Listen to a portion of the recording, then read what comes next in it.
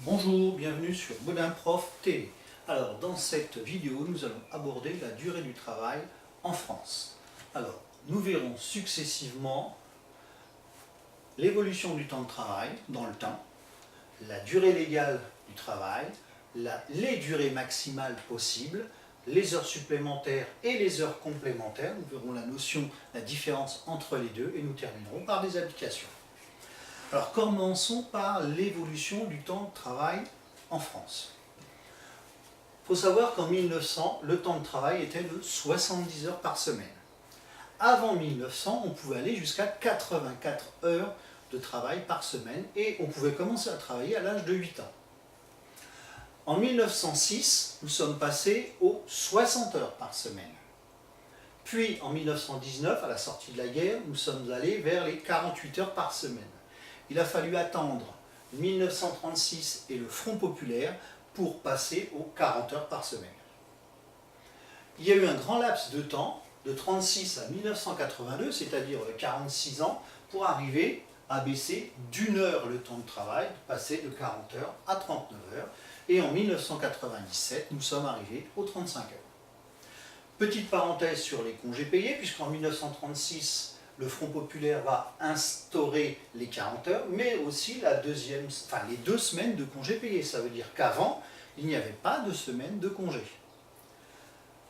En 1956, on va instaurer les 3 semaines de congés payés. En 1969, les 4 semaines de congés payés. Et à partir de 1982, nous sommes aux 5 semaines de congés payés. Alors, voyons la durée légale du travail. Il y a 3 paramètres à avoir en tête. La durée légale hebdomadaire, c'est-à-dire les 35 heures par semaine. Puis, la durée moyenne mensuelle, c'est un calcul qui est fait pour les gens qui sont mensualisés. Ça veut dire qu'on va calculer une certaine moyenne de temps de travail qui est de 151,67 heures par mois. Comment trouve-t-on ce résultat de 151,67 heures? C'est tout simple. On sait que l'on fait 35 heures par semaine. Il y a 52 semaines dans l'année, on va donc diviser par 12 mois. Ça nous donne une moyenne théorique de 151,67 heures par mois. En plus de ça, on a aussi la durée moyenne annuelle qui a été calculée, qui est de 1607 heures par an. Alors elle a été calculée en fonction des congés payés et des jours fériés. Passons maintenant aux durées maximales de travail. Alors, bien entendu, là, on va se baser sur la législation actuelle en 2016. On ne va pas non plus tenir compte des différentes dérogations liées aux conventions collectives. Donc, la durée journalière maximale, selon la loi, est de 10 heures. On ne peut pas travailler plus de 10 heures par jour. La durée hebdomadaire maximale, c'est-à-dire par semaine, on ne peut pas faire plus de 48 heures. C'est même pondéré si on travaille 12 semaines consécutives. On ne peut pas faire plus de 44 heures par semaine sur 12 semaines consécutives. Alors, bien sûr, toutes ces heures au-delà du temps légal de travail va entraîner ce que l'on appelle des heures supplémentaires. Alors, bien entendu, là aussi, on ne va pas parler de on va s'appuyer sur la législation de 2016, on ne va pas faire attention aux différentes dérogations. Alors, les heures supplémentaires, vous voyez, elles vont commencer à partir de la 36e heure. Ça veut dire que tout ce qui est avant, de 0 à 35 heures de travail par semaine, ce sont ce que l'on appelle des heures normales. De la 36e à la 43e, et de la 44e à la 48e, ce sont donc des heures supplémentaires. Prenons le premier étage, de 36 à 43 heures. Ce sont ce qu'on appelle des heures majorées de 25%. Ça veut dire que le prix de l'heure va être plus avantageux pour le salarié. Les 8 premières heures sup sont donc à ce tarif-là. Et les heures qui vont partir de la 44e heure vont être, elles, majorées de 50%. Alors faisons un petit calcul. Si on prend un tarif horaire normal de 10 euros, quel va être le tarif de l'heure supplémentaire majorée de 25%? Voilà, c'est simple. 10 euros, c'est l'heure normale, celle-là on lui doit. Et on va ajouter à cette heure normale 25% de son heure normale de 10 euros. Ça veut dire qu'il va passer à 12,50 euros. Par exemple, la 36e heure sera à 12,50 euros, la 37e, 12,50 euros, etc. Dès qu'il va arriver le salarié à la 44e heure, il va être majoré de 50%. Donc même chose, calculons le tarif. C'est simple, c'est 10 euros plus 50% des 10 euros, donc il passe à 15 euros. Donc si dans une semaine il a fait 44 heures, il aura droit à 8 heures à 12,50 euros et 1 heure à 15 euros, etc. Alors, autre notion intéressante à avoir en tête, c'est ce que l'on appelle les heures complémentaires. Mais avant cela, ce qu'il faut savoir, c'est que les heures supplémentaires sont... il y a un maximum. Le maximum est de 220 heures supplémentaires par an et par salarié. Au-delà de ces 220 heures, il y a deux possibilités. Soit le salarié ne peut plus faire d'heures supplémentaires, soit il faut demander une dérogation à l'inspection du travail. Alors, je reviens maintenant à mes heures complémentaires. Les heures complémentaires concernent des salariés qui sont à temps partiel. Prenons par exemple un salarié qui travaille 24 heures par semaine. Ce sont ses heures normales.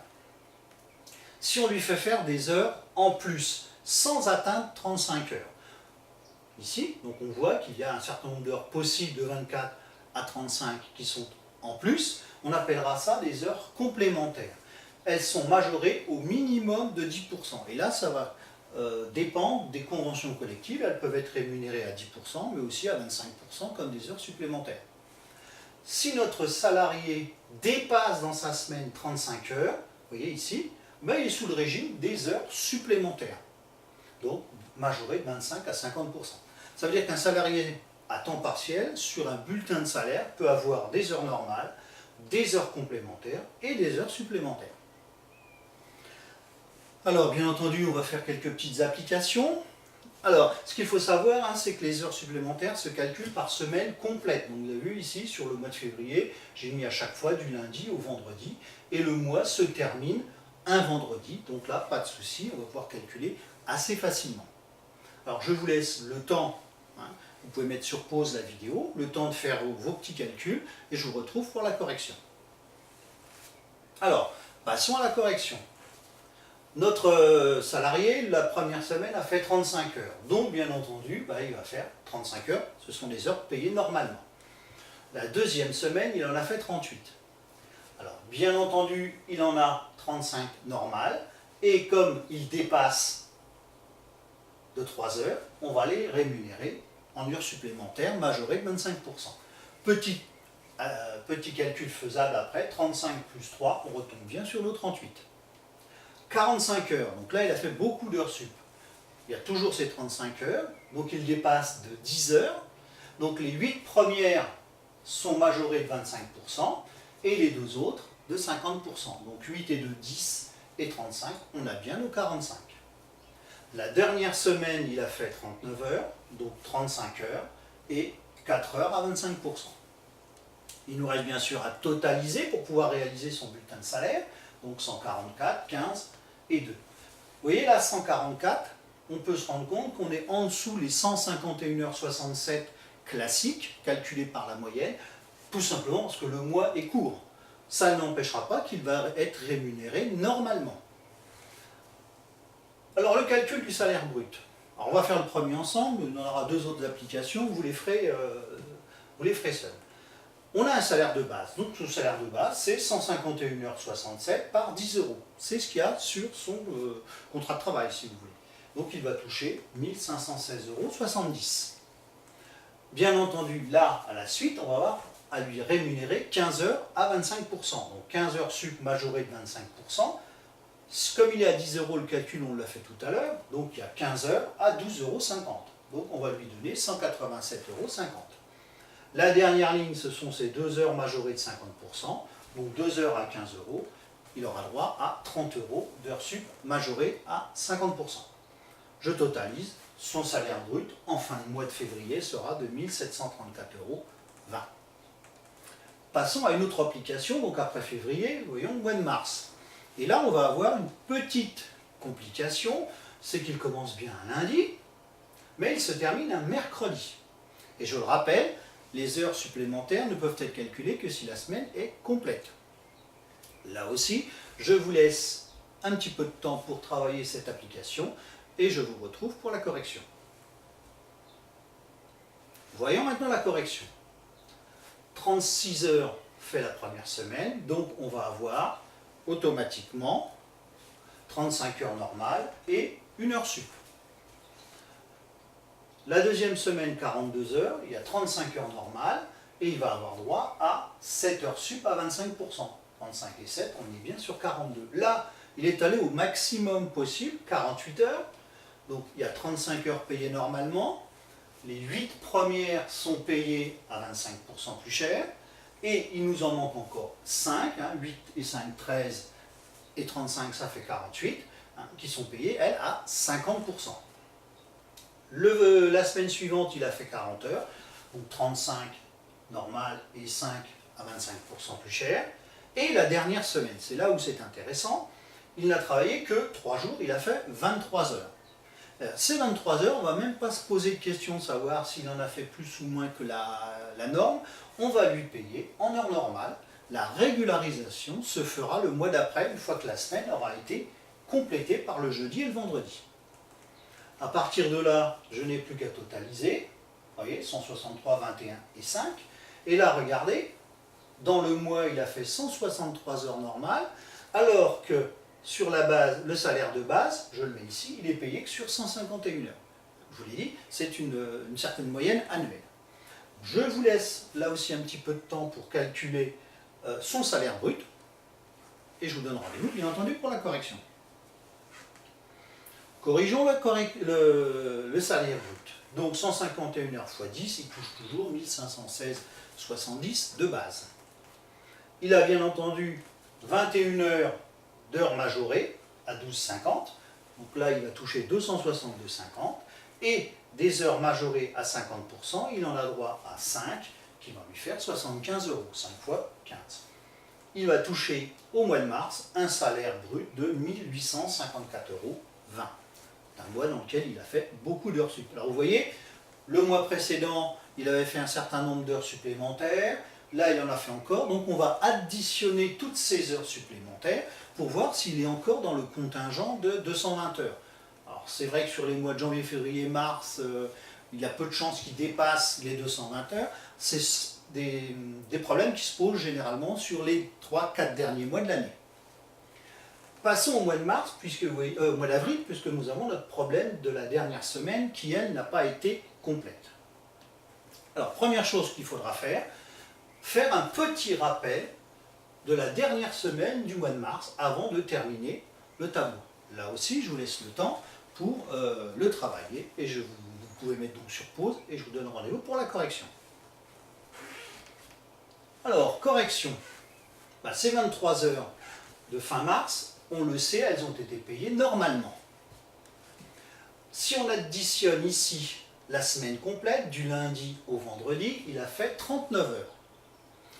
Ces 39 heures, on en a déjà ici payé 23. Et on sait qu'en heure normale, c'est 35. Donc 23 moins 35 ou 35 moins 23, on va lui donner 12 heures normales pour que ça fasse bien 35. Vous voyez qu'il en a fait donc 39 au total. Il en a déjà payé 35 normales, donc à 25%, on aura 4 heures.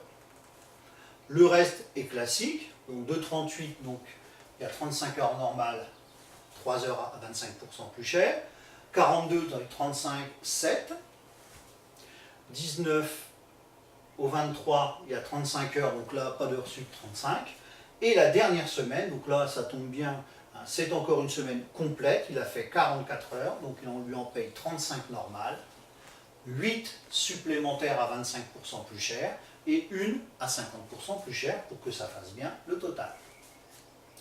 Et là, faites attention, si on additionne, il faut bien entendu ne pas tenir compte du mois de mars qu'on a déjà calculé. Donc c'est pour ça qu'ici, je vais l'obscurcir, et on va bien l'additionner, donc 4 fois 35 et 12, 152 heures. Vous voyez là, le mois d'avril tombe presque sur les 151h67 de moyenne. Il a fait 22 heures sup à 25% plus cher et 50%. Même chose, je vous laisse un petit peu de temps pour calculer le salaire brut et je vous retrouve pour la correction. Alors, la correction. Notre salaire de base, lui, ne change pas. Toujours 1516,70. On va retrouver nos 22 heures majorées à 12,50, donc 275 euros, et l'heure à 15 €, donc majoré 15 € bien entendu. Ce qui lui fait un salaire brut au niveau du mois d'avril de 1806,70. Donc ce qui est important, c'est que vous avez bien remarqué que les heures supplémentaires à cheval sur mars-avril ont été payées en avril. Voilà, j'en ai terminé avec cette vidéo sur le temps de travail. Je vous donne rendez-vous pour une prochaine vidéo sur Baudin Prof TV et profitez-en pour vous abonner à ma chaîne pour être au courant de toutes les nouvelles vidéos qui vont intervenir. Merci, au revoir.